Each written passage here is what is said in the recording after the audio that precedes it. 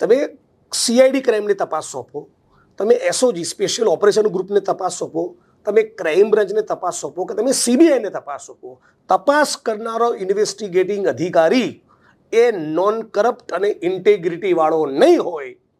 એ દારૂ ને જુગાર ને ડ્રગ્સમાંથી લાખો કરોડો કમાઈને બેઠો હશે, એ રાજકારણીઓના પગના તળિયા ચાટનારો હશે, બરાબર, એના પર્સનલ અનેક પ્રકારના એજન્ડા હશે, તો એ તપાસને એના આખરી અંજામ સુધી નહીં જ લઈ જાય.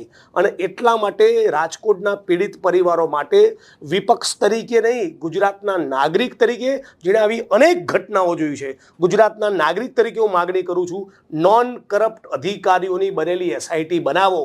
એસઆઈટી યોગ્ય નથી જ. રાજ્યના ડીજી, રાજ્યના હોમ સેક્રેટરી અને રાજ્યના ગૃહમંત્રી અને રાજ્યના મુખ્યમંત્રીએ 4 જણાને એટલી ખબર નથી પડતી કે કયો ગુજરાતની અંદર આઈપીએસ અધિકારી એવો છે જે જિંદગીમાં એક પાઈને ટચ નહીં કરે, જેની સ્પાઇન મજબૂત છે, જે કોંગ્રેસની સરકાર હોય કે ભાજપની સરકાર હોય, રાજકારણીઓ ઇશારે કામ નહીં કરે એવા 2-4 અધિકારીઓ તો ગુજરાતમાં હશે ને, બલકે છે. તમે સુજાતા મજબૂદાર છે, સુધા પાંડે છે, નરસિંહા કોમર છે, આવા અધિકારીઓનો લો.